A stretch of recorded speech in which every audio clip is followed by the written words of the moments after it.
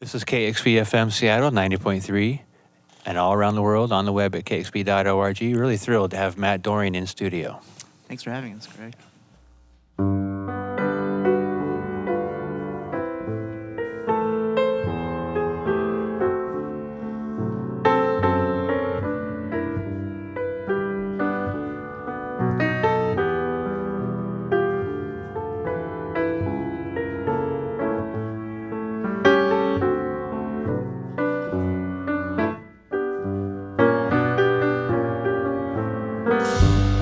Baby, I'm so lost without you.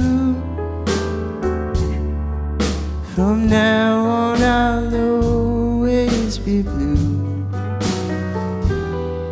I'll drink every night until dawn, wishing you'd come home. Baby, I'm so lost, don't you see? I gave you the best part of me. Can't remember the last time I laughed. Baby, I feel so bad. Seems like lately I'm walking in a daydream, moving the hours away. The plant you mended sits sad, unattended, cold and gray. We're not okay, dear.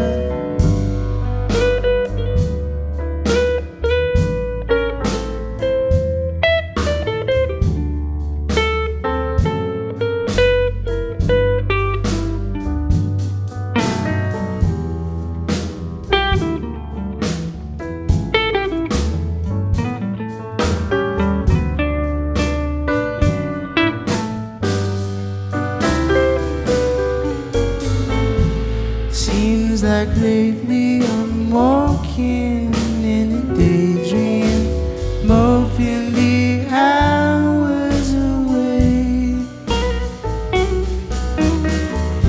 The plant you mended sits sad, unattended, cold and gray. I'm not okay, dear. Baby, I'm so lost without you.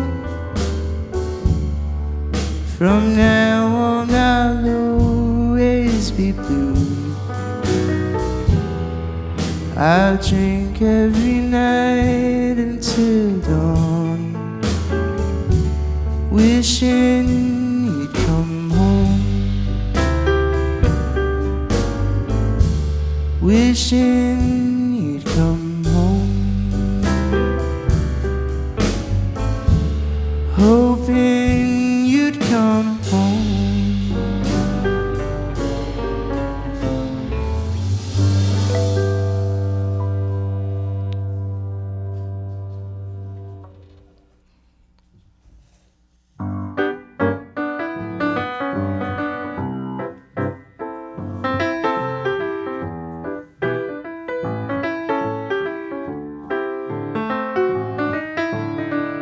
I thought that I was free to roam again.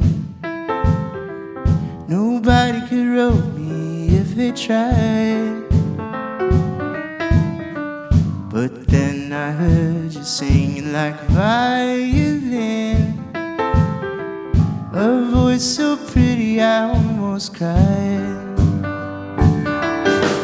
Baby, I just can't live without you. I'm just so glad I found you. Maybe you're the only one who can see me through. I know you probably only hurt me, love me then just desert me. Baby, I wanna know, is that what you're gonna do? Yeah.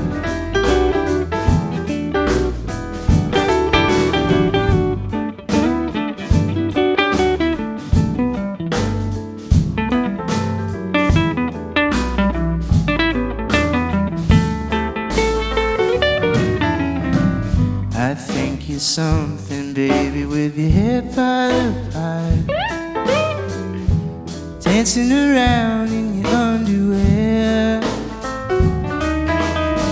But chances are you're only gonna make me cry. I wish to God I just didn't care. Baby, I just can't live without you. I'm just so mad about you. Maybe you're the only one who can see me through. I know you probably only hurt me, love me then just desert me. Baby, I wanna know, is that what you're gonna do? Yeah.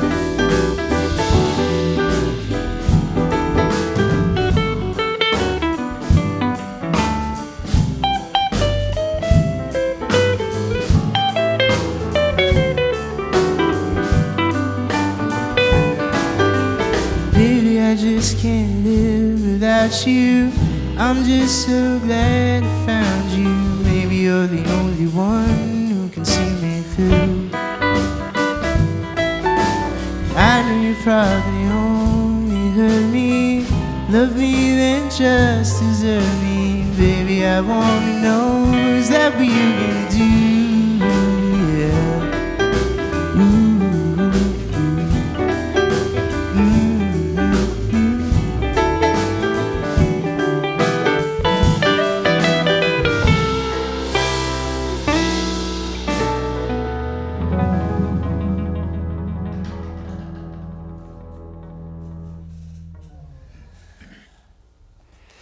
Matt Dorrien, the album's called In the Key of Gray, Underwear Blues, and Baby I'm So Lost. Matt, welcome to the show. Thanks for having me, Greg. Great to have you here.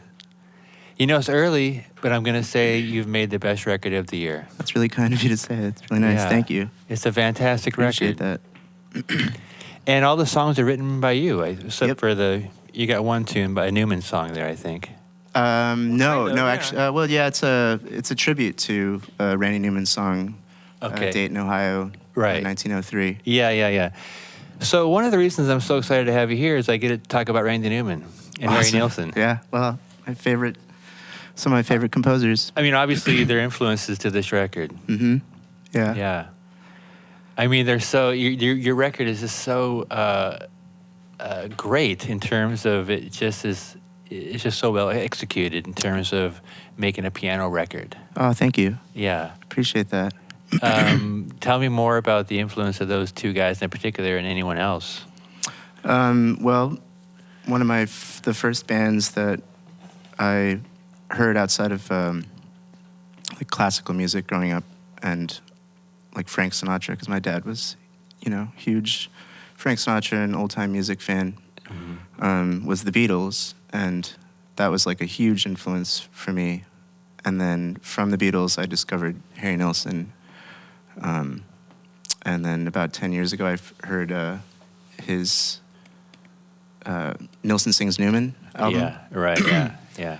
Where he's Randy Newman's on the piano and Harry Nilsson singing Randy Newman songs. Yeah. And I fell in love with that record. Yeah. And then... and the Beatles were like, buddies with Harry. Yeah, John Lennon and Harry Nilsson were... Yeah. I mean, when the Beatles were asked who their favorite American band was, they said Nilsson. Yeah, right, yeah. And him and Paul McCartney had like a similar style, and they're both some of my favorite songwriters. So. Yeah. We were talking in the green room earlier sort of about the chords of the piano. And I was referring to Newman talking about how he says in terms of his music is sort of like straight Stephen Foster type old-time sort of chords on the piano. Yeah. That's the sound that I guess I'm attracted to. Yeah, that's me too. Growing up, I was, I don't know, it just like really resonated with me. Jazz music and early American music. I used to love Scott Joplin. Yeah. And, ragtime music. And yeah, just like the phrasing of those chords or the arrangement of those chords, like the sevenths and like, I don't know, certain like inversions they use and that kind of like syncopated ragtime stuff is some of my favorite writing. And then what's more surprising to me is this is your first piano record where you made records earlier with guitar. Mm-hmm. So I I had been traveling around from coast to coast for a while. I lived in New York for a while, in San Francisco, and it's, as you can imagine, it's hard to travel with a piano, so it's a little easier to be mobile with a guitar. And so I would just mainly write on the guitar, and then I started dating this woman in San Francisco, and she had a piano, so I finally was able to have access to piano, and then I started writing a lot on that. But yeah, mainly writing on the guitar, and that kind of like influenced the overall sound of the record. I would kind of build up from the guitar. But I also played piano on the records too. Oh, on this record. So this record... Oh, no, I'm sorry. The past records. Early records, yeah. So are you a guitar player or a piano player? I play both, but I would say I'm a little more proficient on the piano. I learned piano first. Yeah, how is it different writing on the piano versus on the guitar? I just feel like I have more... there's just more at my disposal. Yeah. The chords can be a lot bigger and more colorful, and also just I think the fact that I'm more proficient on the piano enables me to write a little easier on the piano. Yeah. So, is the piano cool? I love the piano.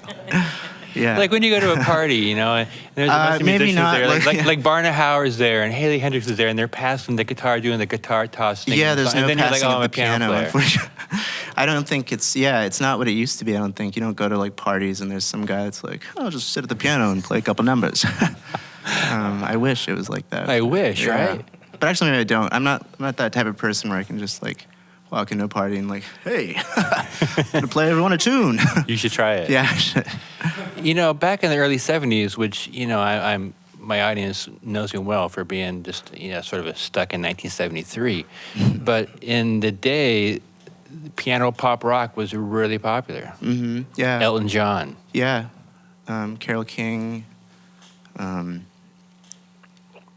know, there was a lot of like artists that were in bands that were doing solo records at that point too, or there was, you know, they would focus a lot on the piano. John Lennon's first first solo record after the Beatles was, he played a lot of piano songs. And your record seems to be a real natural extension of those records. That was, all of those, that time period in music, some of my favorite songs were written in that time period. Yeah, so. me too. And Paul Simon. Paul Simon, love Paul Simon. Trying to think, who else? I've noticed that just lately, when I was getting into your record, that there is some other people right now kind of bringing it back. Brother Roy from New York City is a guy that made a great piano record. Oh, cool. And I've noticed sort of some piano stuff lately. Have you? Yeah, actually, was it 2 or 3 years ago, Tobias Jesso Jr. had that record, Goon, and I absolutely loved that record for the reason that it emulated also that period of songwriting and that type of piano playing. Yeah. So it's coming back. I think so. Well, it's great to have you here. Yeah, it's great to be here. Thanks, Greg. Can you play another song? And this is another one from In the Key of Gray that Mama Bird Recording Company released just about a month ago. Mm-hmm. Yeah. What is this one going to be? This one's called All I Wanted to Say.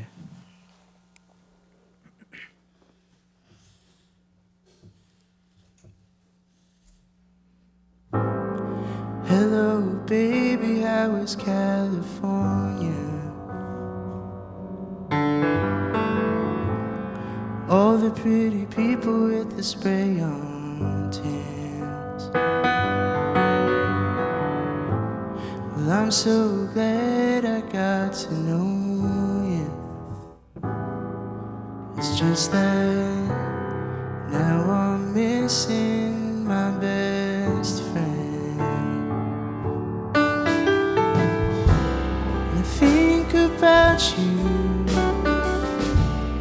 all the time, while all the rest just fades away. You were the best thing in my life. It's all I wanted to say.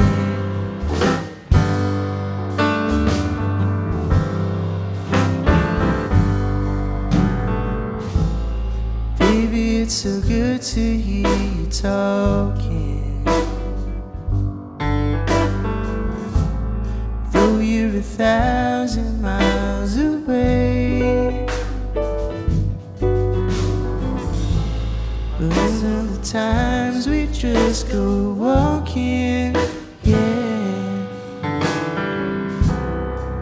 my feet don't know the way.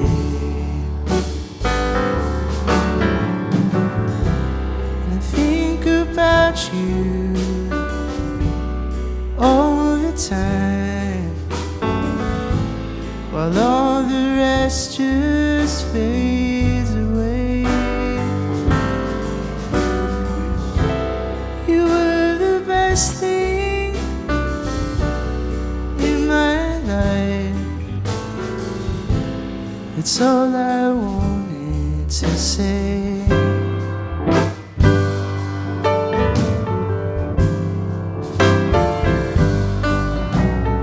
All the whiskey and women and wine ain't putting me back together this time, this time. Not alright. I think about you all the time,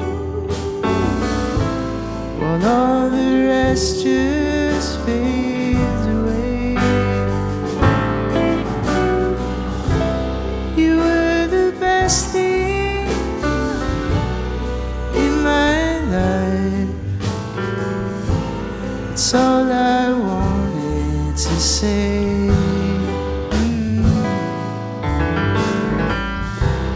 It's all I wanted to say.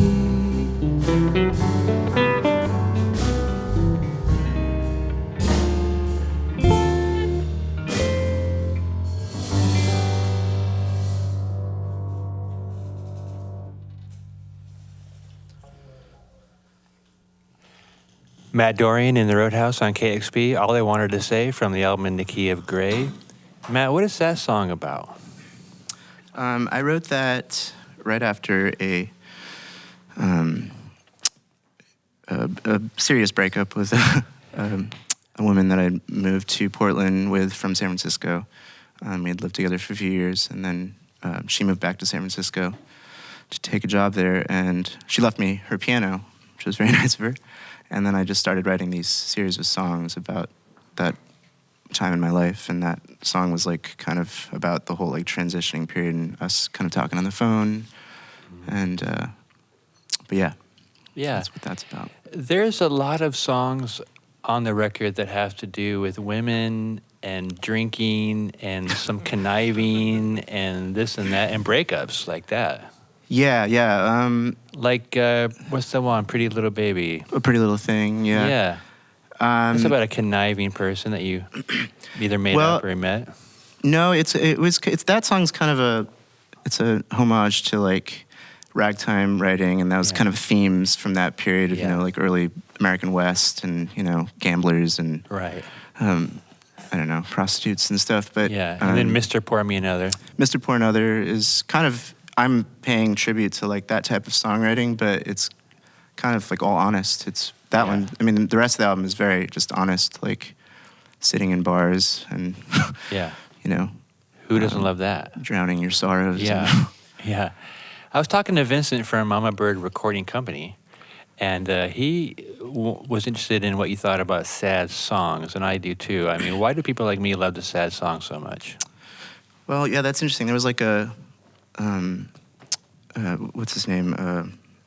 Malcolm Gladwell had a podcast, and he actually talked about that, where he talked about why country music is so. He was specifically talking about the power of country music, and you know, there's sad songs and why those resonate so much with us. And I think it's because the stories are honest and true, and they in country music, he was talking about how they like give specific details, you know, that you can relate to, that actually things that actually happen. It's not vague things, you know. Yeah. You know, rock and roll tropes and stuff like that. Even though I love that kind of music too, it's like the sad songs are I feel are the most honest, and I don't know, I just like to sit and cry to a good sad song. Yeah, well, and then with certain instruments, it just goes straight to your heart, right? I mean, certain arrangements, certain chords that build these like tensions and play with like, you know, some of the greatest writers were able to like just write these beautiful arrangements that like built up tension the right way, you know, and and then just these specific stories that are so sad. And, yeah. That's like kind of my goal in writing, is to write the saddest song. You're achieving it. Yeah. Again, the record's called In the Key of Gray. It's my favorite record of the year so far. And you moved to Portland, you said, from San Francisco. Mm-hmm. And before that, you were in New York. Yeah. And so basically, you're a rambler. Yeah, well, I think that's probably because my parents moved us around so much when we were kids, so it kind of left this, like, displaced feeling in me, so I never really feel at home in a place for more than a few years. But also, I think a lot of that was because I was trying to, I've been doing music since, or trying to, like, do this type of songwriting and recording and seeking a label for, like, 15 years or so. Uh-huh. And the first step was, like, I was living in LA, and that wasn't really working out, so I moved to New York, got on a small label there, and then, moved to San Francisco with the intention of getting up to Portland eventually, because actually I'd heard of Mama Bird Recording Company, and that was kind of who I wanted to meet Vincent. And yeah. He must have been blown away when you delivered this record. And then how could it's sort of amazing to me, a record that's so mature, really, and sounds so great, could really have a hard time finding a home. Well, so he, when I first moved there, that was like 4 years ago, I actually was shopping those Snowblind Traveler records to him, and he liked the stuff, but I guess it didn't, it wasn't the right time.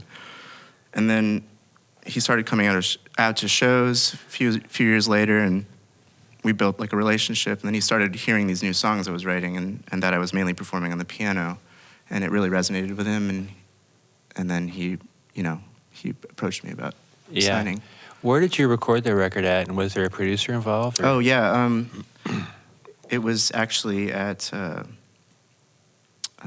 was with Graham Gibson, who he was playing drums with us for a while, and he plays with Michael Now and several other artists, but he was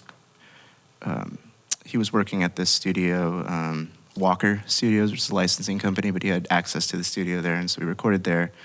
And then a man named Ben Nugent, who used to be in, oh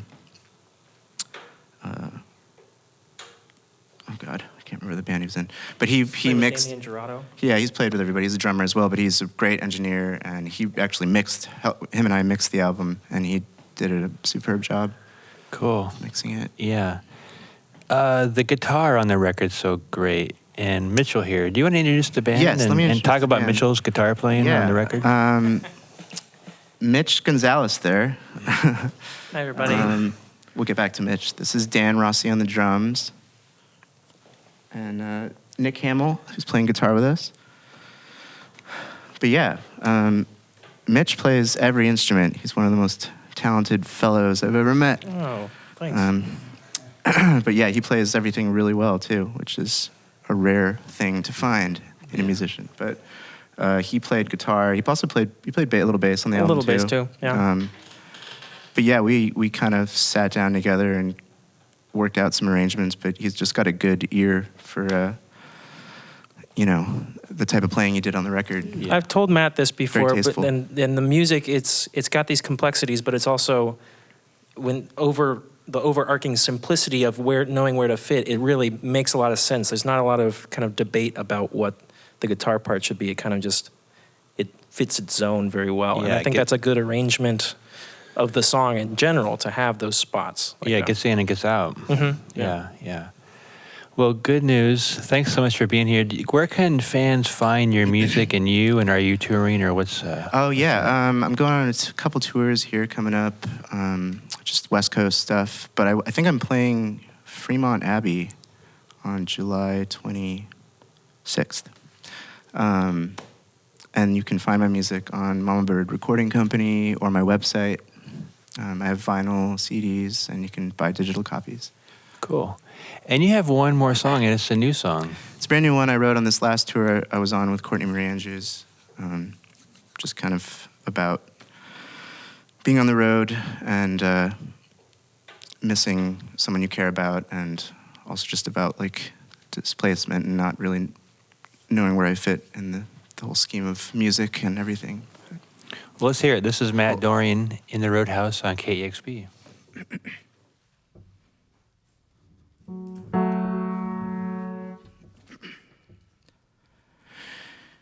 I was lost inside me,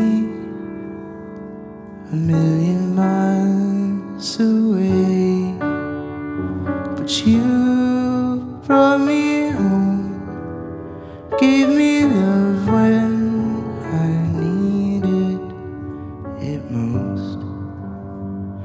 Do you know what you've done for me? United States of nothing, broken dreams and farmland, cold empty nights, playing songs I don't believe anymore. But I know you believe in me. Shame on my wandering eyes, forgive me my pride. I don't deserve you, still you stay by my side.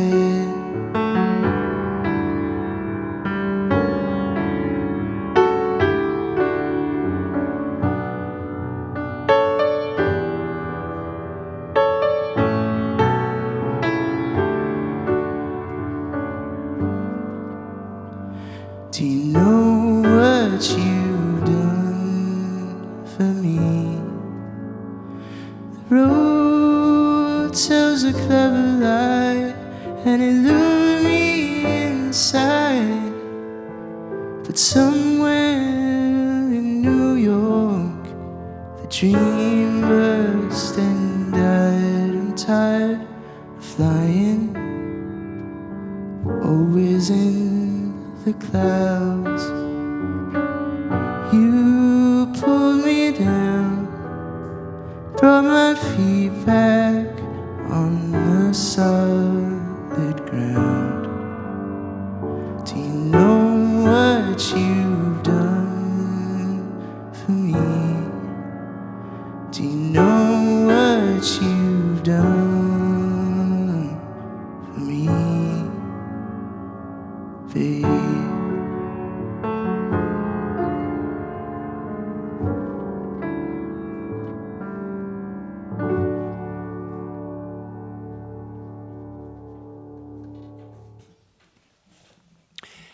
United States of Nothing by Matt Dorrien, a brand new song.